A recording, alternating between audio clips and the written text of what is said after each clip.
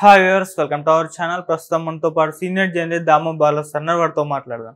నమస్కారం సార్. నమస్తే సార్, హైదరాబాద్ లో హత్యలు పెరిగిపోతున్నాయి. అందులో ముఖ్యంగా ప్రేమ హత్యలు అని అంటున్నారు సార్. రీసెంట్ గా 2 ప్రేమ హత్యలు కూడా జరిగాయి. ఒక టీనేజ్ అబ్బాయిని చంపేశారు. అంటే ఎందుకు ఈ విధంగా జరుగుతుంది? ఈ హత్యలకు గల కారణాలు ఏంటి? మీరేం చెప్తారు సార్ దీనిపైన? హైదరాబాద్లో లాస్ట్ 48 అవర్స్లో ముగ్గురిని చంపేశారు. అంటే 3 మర్డర్లు 48 గంటల వ్యవధిలో హైదరాబాద్లో జరిగాయి. అందులో రకరకాల కారణాలతో ఈ హత్యలు జరుగుతున్నాయి. ఈ మధ్యకాలంలో హైదరాబాద్లో విపరీతంగా హత్యలు పెరిగినాయి. దానికి పోలీసులు కొన్ని చర్యలు తీసుకుంటామని చెప్పి షాపులంతా కూడా 10:30కి మూసేయాలి, ఇట్లాంటివి పిచ్చి నిర్ణయాలు ఏవో ప్రకటించారు. మళ్ళీ దాని మీద వ్యతిరేకత వచ్చేసరికి మేము అసలు చెప్పలేదని మళ్ళీ వాళ్ళు క్లారిఫికేషన్ ఇచ్చారు. సో క్లియర్గా ఏంటంటే పోలీసు ఫెయిల్యూర్ అనేది కనపడుతుంది, లా అండ్ ఆర్డర్ ఫెయిల్యూర్ అనేది కనిపిస్తుంది. ఈ రేవంత్ రెడ్డి ప్రభుత్వం వచ్చినాక తెలంగాణలో క్రైమ్స్ ఎక్కువ పెరిగాయి అనేది బీఆర్ఎస్ లాంటి పార్టీలు ఆరోపిస్తున్నాయి. అంటే డేటా పరంగా మనం చూసుకున్నప్పుడు కొద్దిగా ఈ మధ్యకాలంలో పెరుగుతున్నట్టయితే కనబడుతుంది. దానికి రేవంత్ రెడ్డి ప్రభుత్వానికి సంబంధం ఉందా లేదనేది వేరే చర్చ, కానీ పెరుగుతున్నాయి. గతంతో పోలిస్తే ఈ మధ్యకాలంలో హైదరాబాద్లో బాగా పెరుగుతున్నాయి. అంటే నడి రోడ్ల మీద చంపేయడాలు ఇవన్నీ కూడా బాగా ఈ మధ్యకాలంలో పెరుగుతున్నాయి. అయితే ఇప్పుడు మనం చెప్పుకునేవి 2 ప్రేమ రిలేటెడ్ హత్యలు. ఈ 2 కూడా వేరే వేరే టైప్ హత్యలు. ఈ 2 కూడా ముస్లిమ్స్ ఇన్వాల్వ్ అయిన హత్యలు. మనకి ఎక్కువగా క్రైమ్ రిలేటెడ్ ఎక్కువగా ముస్లిమ్స్ ఇన్వాల్వ్ అయి ఉంటారు హైదరాబాద్ వరకు చూసుకున్నప్పుడు. ఎందుకంటే వాళ్ళు చిన్న స్థాయి జాబ్స్ అవన్నీ చేసుకుంటున్నాడు, ఇంకా హైలీ ఎడ్యుకేటెడ్లోకి రాకపోవడం, ఇటు రకరకాల వెనకబడతాలని కావచ్చు, రకరకాల కారణాలతో ఎక్కువగా మనకి ముస్లిం పాపులేషన్ ఇన్వాల్వ్మెంట్ కనిపిస్తూ ఉంటుంది. ఈ 2 హత్యలు కూడా ముస్లిమ్స్ ఇన్వాల్వ్ అయిన హత్యలు. ముందుగా మనం చెప్పుకోవాల్సింది ఒక మైనర్ అబ్బాయి, 17 ఇయర్స్ అబ్బాయి. ఆ అబ్బాయిని హత్య చేశారు.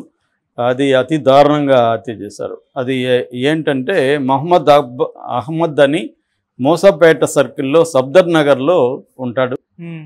ఆయనకు ఒక కూతురు, ఒక కొడుకు 17 ఏళ్ళు. ఆ అబ్బాయి పేరు దానిష్. సో ఈ దానిష్ అనే అబ్బాయి మాస్టర్స్ జూనియర్ కాలేజీలో ఇంటర్మీడియట్ చదువుతున్నాడు. అయితే ఇతనికి చాలామంది ఫ్రెండ్ సర్కిల్ ఉన్నారు. అందులో ఒక అబ్బాయి, వీళ్ళ పేర్లంతా కూడా మనకి మీడియాకి పోలీసులు చెప్పలేదు. ఎందుకంటే వీళ్ళల్లో 5 మంది మైనర్స్ ఉన్నారు. మైనర్స్ పేర్లు చెప్పొద్దని సుప్రీంకోర్టు ఉంది కాబట్టి సో చెప్పలేదు. నిజానికి ఈ అబ్బాయి పేరు కూడా చెప్పుండకూడదు, ఇతను కూడా మైనరే. సో ఏదేమైనా ఇది దానిష్ అని, నేను అందుకని పూర్తి పేరు చెప్పలేదు, దానిష్ అని మాత్రం చెప్పాను. సో ఈ అబ్బాయి ఒక సఫ్దర్ నగర్లో ఉండే ఒక రౌడీ షీటర్ కొడుకుతో ఫ్రెండ్షిప్ ఉంది. వీళ్ళంతా బ్యాచ్మేట్స్. సో ఈ రౌడీ షీటర్ కొడుకు ఒక అమ్మాయిని పెళ్లి చేసుకోవాలనుకుంటున్నాడు. కానీ ఆ అమ్మాయి ఈ దానిష్తో తిరుగుతుంది క్లోజ్గా. మామూలుగా చాలాసార్లు చెప్పుకున్నాం, ఇవాళ అమ్మాయిలు ఒకే అబ్బాయిలతో తిరగట్లేదు, ఒకేసారి వాళ్ళు మల్టీ ట్రాక్స్లో ఉంటున్నారు. అంటే 2-3 అబ్బాయిలతో కూడా వాళ్ళు క్లోజ్గా ఉండడం అది జరుగుతుంది. అంటే నువ్వు నేను అన్నట్టుగా సినిమాల్లో మాత్రమే ఆ లవ్ ఉంటుంది తప్ప రియల్గా నాకు అందుకనే లవ్ స్టోరీలు చూస్తూ నవ్వు వస్తూ ఉంటుంది. వీళ్ళిద్దరే ప్రేమించుకుంటున్నారా, ఈ అమ్మాయి ఇంకొకరిని ప్రేమించదా, ఆ అబ్బాయి ఇంకొకరిని ప్రేమించడా అనిపిస్తూ ఉంటుంది. ఎందుకంటే రియల్ లైఫ్లో అలా ఉంది మనకి. ఎక్కడ ఒకరు ఒకరిని ప్రేమించుకోవడం అనే కాన్సెప్ట్ సినిమాలో తప్ప రియల్ లైఫ్లో కనబడదు. అలాగే ఈ అమ్మాయి కూడా ఈ అబ్బాయితో క్లోజ్గా ఉంది, దానిష్తో. దాంతో వీడికి కోపం వచ్చింది, రౌడీ షీటర్ కొడుక్కి కోపం వచ్చి దానిష్ని అనేకసార్లు వార్నింగ్ ఇచ్చాడు. రీసెంట్గా కూడా వార్నింగ్ ఇచ్చాడు, నువ్వు కానీ నా గర్ల్ ఫ్రెండ్తో తిరిగామంటే నేను చంపేస్తానని వార్నింగ్ ఇచ్చాడు. మేబీ అబ్బాయి కూడా మనకి తెలుసు ఏజ్ గ్రూపులో ఎలా ఉంటుంది, ఒక రెబల్ నేచర్ ఉంటుంది, దేన్ని కేర్ చేయని ఒక ఇది ఉంటుంది. రెండోది పరిస్థితుల్ని ఆకలింపు చేసుకొని అర్థం చేసుకొని ఒక మెచ్యూరిటీ ఉండదు. ఎక్కువగా ఎన్పాచ్యువేషను, అట్రాక్షను, ఒక రెబలియస్ నేచరు, అమ్మాయిలతో తిరగడం కూడా ఒక రెబల్ లాగా ఫీల్ అవుతారు. రెండోది ఆ అమ్మాయి కూడా, అమ్మాయి కంట్రోల్ వీడు ఆ అమ్మాయిని కంట్రోల్ చేయలేడు, ఎవరు మన రౌడీ షీటర్ కొడుకు. కాబట్టి వీడి మీద ఎక్కువ ప్రెజర్ పెట్టాడు. దాంతో ఆ అబ్బాయి వినట్లేదు. కాబట్టి ఈ రౌడీ షీటర్ కొడుకు ఏం చేశాడంటే, వీడికి ఆల్రెడీ వాళ్ళ ఇంట్లో వాళ్ళ నాన్న జైలుకి వెళ్ళడాలు, పోలీస్ స్టేషన్ ఇవన్నీ ఎక్స్పోజర్ వచ్చి ఉంటుంది.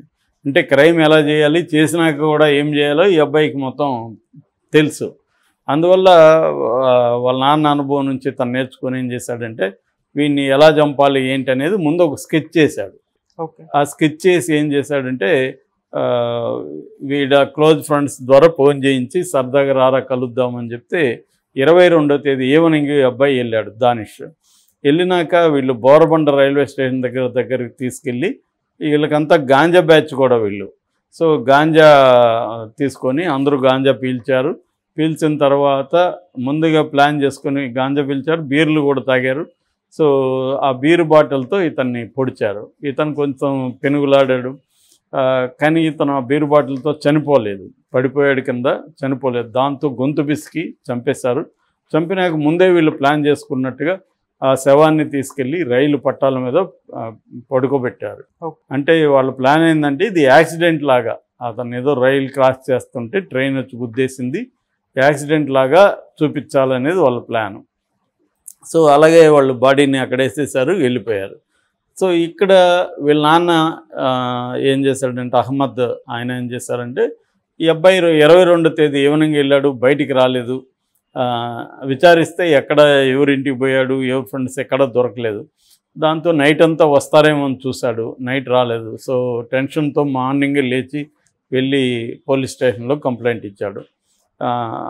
అల్లాపూర్ పోలీస్ స్టేషన్, అది అల్లాపూర్ పోలీస్ స్టేషన్లో వెళ్ళి కంప్లైంట్ ఇచ్చాడు. ఇట్లా నా కొడుకు కనబడలేదని వాళ్ళు మామూలుగా మిస్సింగ్ కేసుగా నమోదు చేసుకున్నారు. అక్కడికి వెళ్ళి చూస్తే అది 2 భాగాలుగా అయిపోయింది ఆ బాడీ. ఎందుకంటే పడుకోబెట్టారు, ట్రైన్ వెళ్ళేసరికి అది 2గా వెళ్ళిపోయింది. దాంతో వాళ్ళకి ఇన్ఫార్మ్ చేశారు మిస్సింగ్ కేసు ఉన్నది, ఈ ఫోటో కానీ పోలికలంతా దగ్గరగా ఉన్నాయని చెప్పి వాళ్ళకి ఇన్ఫార్మ్ చేస్తే తండ్రి, తల్లి, వాళ్ళ సిస్టరు వాళ్ళందరూ వచ్చి చూస్తే ఈ అబ్బాయి, వాళ్ళు ఇంకా బోరున విలిపించారు. ఇలాగా అంటే సరే వీళ్ళు హత్య కేసు కింద నమోదు చేసుకున్నారు. సరే ఎవరు చంపుంటారు అంటే వీళ్ళు చెప్పారు, గతంలో ఇలాగా రౌడీ షీటర్ కొడుకు మా కొడుకుని బెదిరించాడు, అతని మీద మాకు డౌట్ ఉంది అని చెప్పారు. దాంతో వీళ్ళు ఆ రైల్వే స్టేషన్ దగ్గర సెల్ టవర్లో ఏ ఫోన్లు రిజిస్టర్ అయ్యాయి అవన్నీ నెంబర్స్ చెక్ చేశారు. సో అందులో ఈ రౌడీ షీటర్ ఫోన్ కూడా ఉంది. దాంతో అతను పట్టుకున్నారు. అతను కన్ఫెస్ అయ్యి ఇదంతా చెప్పాడు. దాంతో 10 మంది ఇన్వాల్వ్ అయినారు. 10 మందిలో 5 మంది మైనర్స్. సో ఈ 10 మందిని కూడా కోర్టులో ప్రొడ్యూస్ చేస్తే 5 మందికేమో రెగ్యులర్ జైల్లోకి రిమాండ్కి ఇచ్చారు. మిగతా 5 మందినేమో జువనైల్ హోమ్ ఉంటుంది కదా, జువనైల్ హోమ్కి పెట్టారు వీళ్ళు. సో ఇది ఒక లవ్కి సంబంధించిన హత్య. అంటే ఒక అబ్బాయి, టీనేజ్ అబ్బాయి ఇంకొక టీనేజ్ అమ్మాయిని లవ్ చేస్తుంటే ఆ అమ్మాయి ఇంకొకటితో తిరుగుతుంటే వాడిని చంపేయడానికి వీళ్ళు ప్లాన్ చేసి చంపేసిన పరిస్థితి.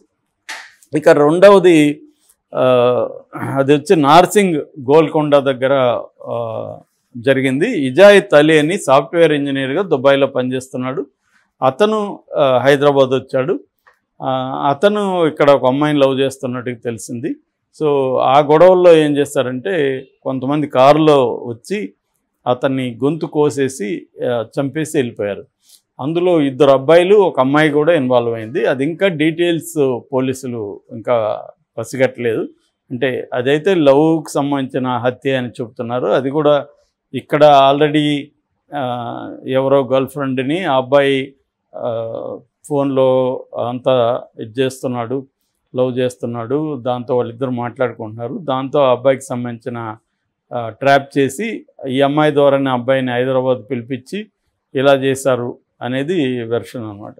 సో 2 హత్యలు కూడా ప్రేమ వల్ల జరిగినాయి. నేను చాలాసార్లు చెప్తుంటాను, ఇవాళ అమ్మాయిలకి అబ్బాయిలకి ఫ్రీడమ్ ఉంది కాబట్టి నేను 10 మంది అమ్మాయిలతో తిరుగుతానని అబ్బాయి, నేను 10 మంది అబ్బాయిలు నాకు వెంటబడుతున్నారు కదా, నేను ఒక్కడితోనే ఎందుకు ఉండాలి, నలుగురితో తిరుగుతానని అమ్మాయి.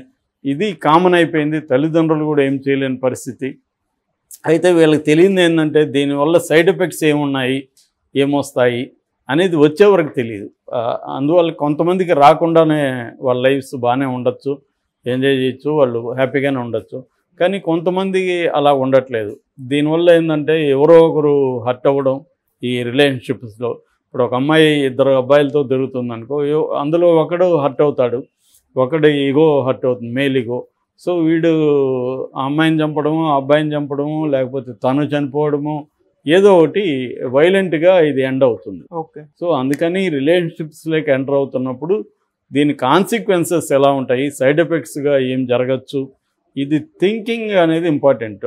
థింక్ కాకుండా ఓన్లీ ఎమోషనల్ డ్రైవ్ చేసుకొని వెళ్ళిపోతే మాత్రం ప్రాబ్లం వస్తుంది.